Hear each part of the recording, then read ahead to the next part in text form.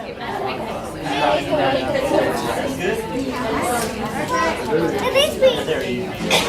get started here. It is 6 o'clock. I like to start on time. I don't know about y'all, but I know y'all probably have better things to do than to be here. So we're going to get started. Y'all bear with me. We're attempting to video this so that when people call me and say, gosh, I couldn't make it to the parent meeting, I can say, go watch it on YouTube instead of repeating myself like 9,000 times next week. So my husband told me, stand in one spot, do not move. Okay, I'll try. It's really hard for a children's person to do that, but I'm going to try to stand in one spot. And hopefully you guys picked up the information from the table over there. If not, you're welcome to go grab one. And we will just start with that and go through it. We actually have more kids going to camp this year that have never been to camp than ever before. And so I've been 20-something years, so if I forget to say something, I'll ask questions later. I'll let you guys ask questions. And when you've gone for 20 years, some things just, you know, in your brain and you don't think to tell someone else. So keep those questions in the back of your mind and I'll have a time for that later. Let's start with this little information sheet. And of course, the first thing on there is about when we leave. Next Monday morning, not tomorrow, but a week from tomorrow, we chartered 2 55-passenger buses to take us up to the camp, and then they pick us up on Friday and bring us home. The buses will be here around 11:30 for us to load. We try to pull out as close to noon as possible, okay? So please try to be here before noon. I tell you to either feed your child before they come, or give them a sack lunch or pick up some food that they can take and eat on the bus. Now, the bad thing about that is the buses do not like us to carry drinks on there that have lids and straws because they spill. So the bus prefers that the only drinks we have on the bus are screw-on lids, okay? So just know that. If they try to get on the bus with a big Sonic drink, they're probably going to make them throw it away because they don't want that spilled all over the bus. So they need a drink that screws on, if that makes sense. We try to not have like gum and sunflower seeds, things like that on the bus that really make a huge mess on the way down.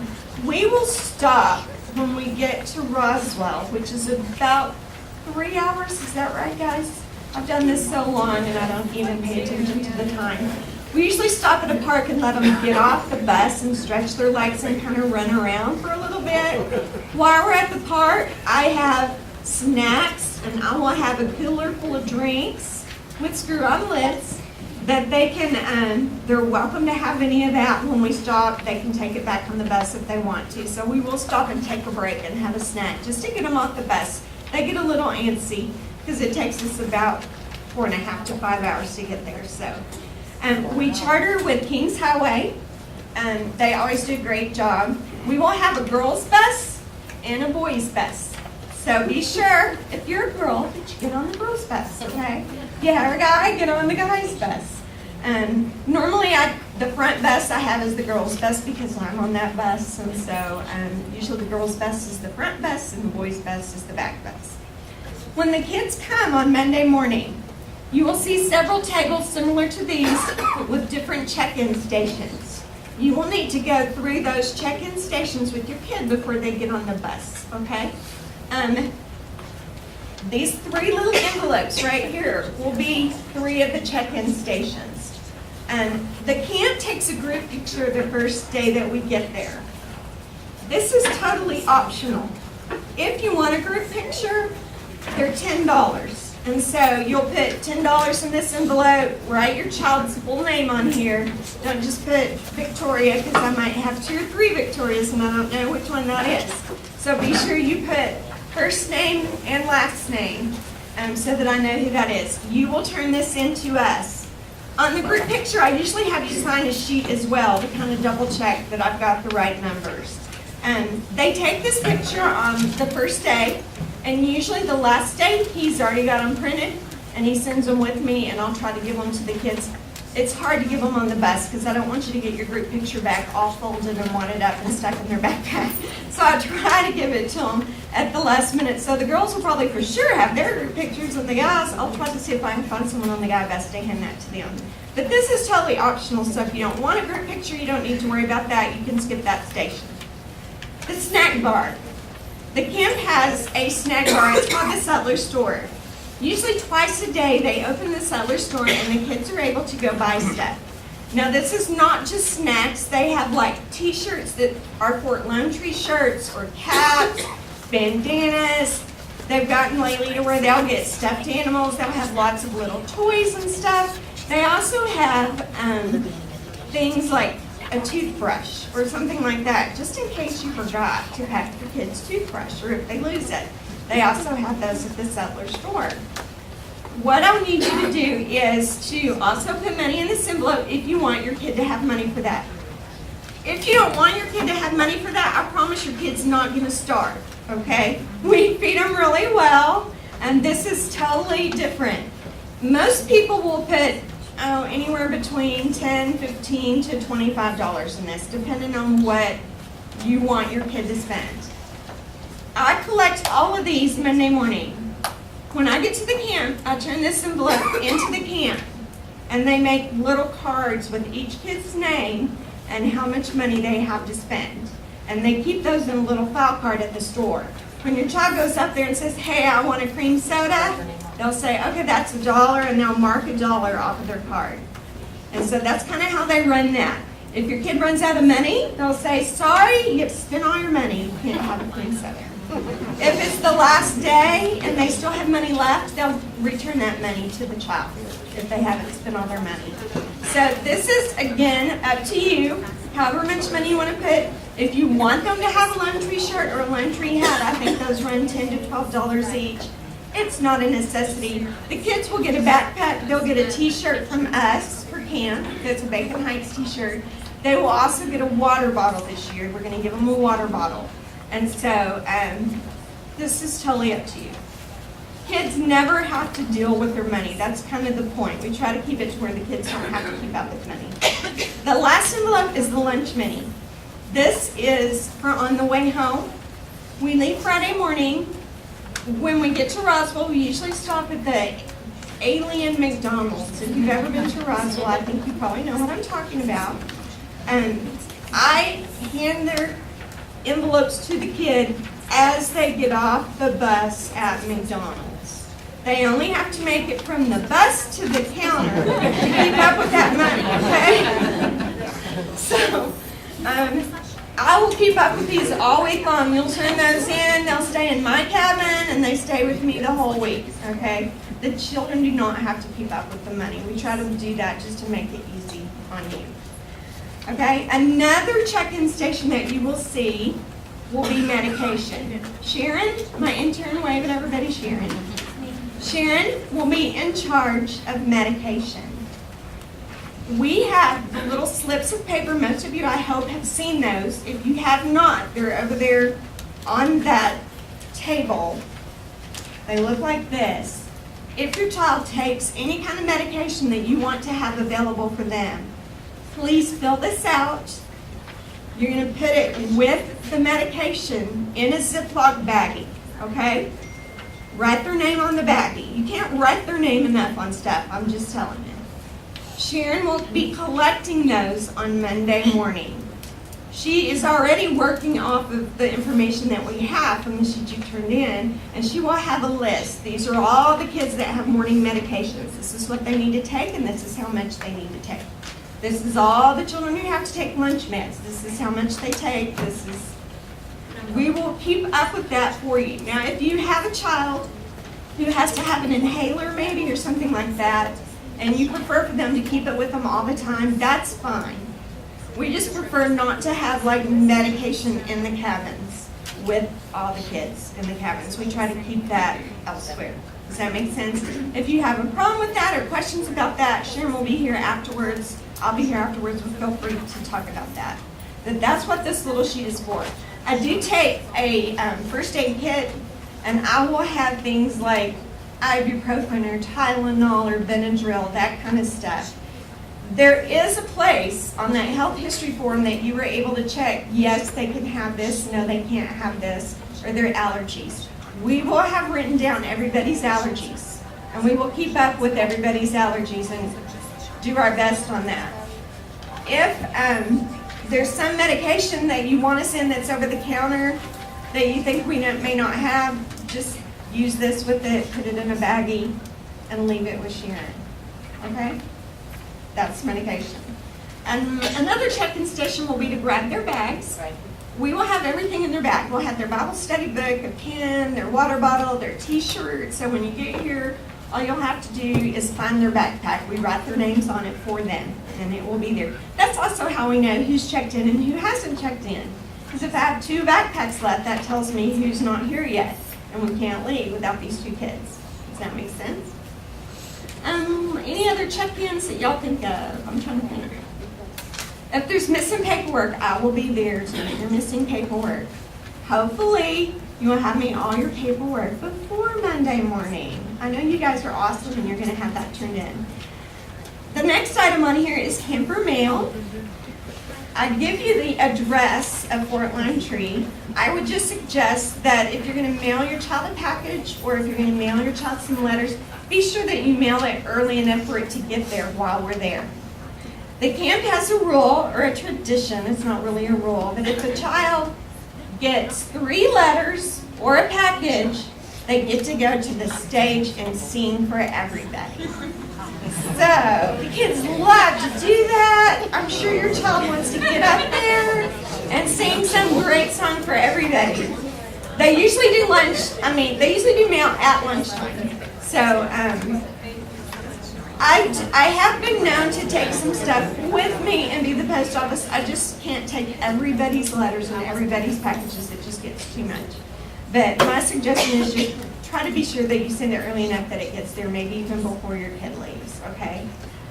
If anything comes that you mailed and they don't get it, you're like, oh my goodness, I sent my kid this huge box full of stuff and we didn't get it while we're at camp. They always either send that with a camper who lives in Lubbock, they'll send it back with them or they'll mail it to me. This year the camp program director is Michaela Wright, and she's actually one of our own, used to be Bacon Bits, now she's in college.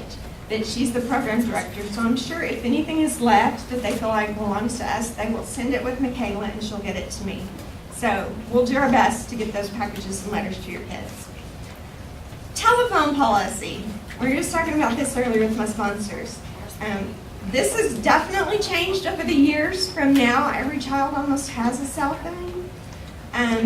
We really try to keep the electronics and the media to a minimum the week of camp. If you really, really, really want your kid to have their phone, then I'm not going to say that they can't have it, okay? But when we're there, we're going to try to encourage them to keep that in their room, maybe put away in their suitcase unless they need it. Let me tell you from experience that if a child is feeling very homesick, 90% of the time probably, if I let them call their parent while they're feeling that way, they're going to fall apart because they hear mom or dad's voice and that just makes it worse. And then what can you do about that? You're 5 hours away. You feel bad because your kid's crying on the phone and you're not there. And so we do our best to keep them busy and to talk to them. And honestly, they don't have a whole lot of time to feel that way. But I will let them call you. I'm not going to tell them they can call you. But we do try to encourage not to have the electronics out and with them all day long. Okay, and the other issue with that is if it gets damaged or broken or disappears, just know there's always that risk when you send those items with your kids. We talked about the camp bank accounts, so we'll move on. Special activity requirements. The water slide is a lot of fun, but they do prefer that the kids have, if they have a 2-piece, wear a t-shirt over it, either a 1-piece, but be modest with the swimwear. They can wear water shoes or flip-flops to the water slide. Every other activity that we do, your child really needs to have on closed-toed shoes, tennis shoes, okay? To be able to do all those activities, they really need closed-toed shoes. For horses, if it's their turn to ride the horses, they don't let them on if they don't have long pants. I used to say jeans. Some kids don't like jeans. It doesn't matter if it's jeans, but they do need to be long pants. So be sure that you send long pants and closed-toed shoes. And please, please don't send the brand new tennis shoes that you just bought your child to start school in, because they're probably going to come home looking pretty bad, okay? We do usually have it rain at least one day. I mean, lots of years it'll rain every day at some point. So a poncho, an umbrella, a rain jacket is always a good thing to pack. It can get cool at night, especially if it has rain. So if you want to send them a jacket or a sweatshirt or something just in case it gets cool. I know it's weird talking about that when it's been so hot here. But hey, we're going to the mountains and it can be cool, and I'm really looking forward to that part. Cannot wait. Dress code on the next page. Just be smart. You probably know if they couldn't wear it at school, you probably don't need to send it to camp with them. Okay? There's not very many times that I've sent a kid back to the cabin to change, but there are a few times that I have. And just know that there's a huge difference in a second grader wearing something and spaghetti straps, and then you've got your fifth grader wearing spaghetti straps, and it's totally different. So if they do come out in something that we or the camp deems inappropriate, they'll be sent back to their cabin to change. That's not usually a problem for me, but just so you know.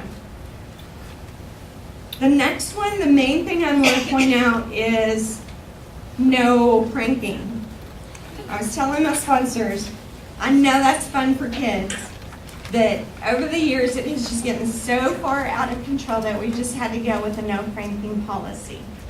If they prank someone in one of their cabins, they will be calling you. We'll make them call home. If they do it again, we're going to call you and say, hey, you're going to have to come get them. I tell the kids, I know they love water balloons. I know they love silly string. If you guys want to do that, do it outside. I don't care if you chase each other around outside and play with water balloons or silly string. But we're not going to do it in the cabins because that is the camp's property. And we're representing Bacon High Scottish Church. And we want to be respectful of the camp and of their facilities. And we want to treat them with the utmost care. Okay? Does that make sense? Friday, we will come home.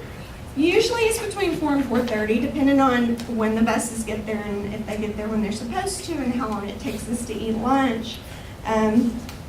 If you're not already on Facebook, we do have Main Street Kidz page on Facebook. If you will go like that page, that is probably the biggest way that I communicate during camp. I will post photos on that Facebook page. I will update, like when we're coming home, I'll say, hey, we're in Brownfield, so that you know, okay, they're about 30, 35 minutes away, so that you can plan and you don't have to come up here and sit in your car for 2 hours. Normally, we're on schedule. There have been a couple of times that the bus has broken down and we've gotten home pretty late. But almost without fail, we're home between 4 and 4:30, okay? And we've already talked about lunch and all that good stuff. Let me talk to you a minute about the cabins. The kids are assigned to cabins usually by age. I'll keep the younger kids together and the older kids together. The cabins have twin bunk beds. And so you can either send a sleeping bag with your child, or if you prefer to take like twin size sheets, that works as well. Okay. Probably not going to get extremely cold, but if your kid is cold natured, you might send them a little blanket or something like that. Most of the cabins have 2 showers and all that in it. They're really nice cabins. I mean, it's not like they're out there roughing it and camping in tents or anything. So they're decent cabins. There will be 2 or 3 sponsors in the cabin with your child. I put at least 2, a minimum of 2 sponsors in the cabin with the kids. That way, if one's called out for some reason, there's another one in there to deal with whatever. We don't want to leave your kids in the cabin by themselves at all. During the day, they'll still be with their age group, but they will be mixed boys and girls. Again, there will be 2 or 3 sponsors in every single day group, so that there's always a sponsor with those kids. Okay? Trying to think. In the cabins, there's no air conditioning or anything. So if you have like a little clip-on fan or something that they could clip onto their bunk bed if they get hot, you're welcome to bring those. It'd probably be better if they're like battery or something. There's not a whole lot of flex in there. Your kids will be cleaning their cabin daily, whether y'all can believe that or not. That's one of their requirements. So when they come home, you need to ask them to show you their new cleaning skills that they've acquired while they're at camp, because they get to be really good at camp. Guys, what am I forgetting to tell them that I always... Let me see if you guys have any questions at all. Like I said, I've been so many years, I don't think of everything. Yes, one night we are going to have a pirate party, and so we're encouraging the kids to dress as a pirate and come prepared. It's going to be a lot of fun. Our theme this year is called Anchored Deep, and we're going to be talking to your kids about establishing a biblical worldview. We're going to be teaching them how to make everyday and life decisions through the lens of what God would want us to do. So that's what we're going to study while we're at camp. Jason, our camp pastor, wave. He's going to be with us. Jason is our lead pastor here at Bacon Heights. He will be doing worship for us every night. It's like, come wait for the camera, Jason. He's back there. And Cheryl Henson is going to be leading music for us. And we will have worship every night. It's always an awesome time. If you're a sponsor, why don't you stand up? If you're here and you're a sponsor, just so parents can kind of see. I am taking probably 26 sponsors with us. So your kid will be well supervised. Thank you, guys. Are there any questions that I have not already covered? I don't want to keep you any longer than I need to. What was the webpage again? On Facebook, it's Main Street Kids Ministry, and Kids is with a Z. And I think if you go to the website, if you go to the kids page, there's a link there as well that'll send you to Facebook. But I will probably post daily pictures, all of that. On the sheet somewhere, I'm hoping, something that my cell phone number is on here. I try to keep it with me 24/7, even at night. So if you need me, if something comes up and there's any emergency, please feel free to call or text me anytime. Okay, I'm available anytime. Just let me know. Put my number on speed dial in your phone so you'll have that. Any questions? I have had parents who have cabins in Ruidoso that have come up and kind of stayed in Ruidoso and come and visited their kid for the day. That is allowed. It's not a problem. Are you guys excited? Are the kids excited that are here? Yeah? We're pretty excited. It's going to be fun. It's always a fun time. Any other questions? No? Gosh, that's awesome. All right. Well, I don't want to keep you guys any longer than I have to. If you have no more questions, you're free to go. We actually have Abby over here. If you have any paperwork that you need to turn in or money or any of that kind of thing, Sharon will be over there if you want to talk to her about your child or any medication of any kind. Other than that, feel free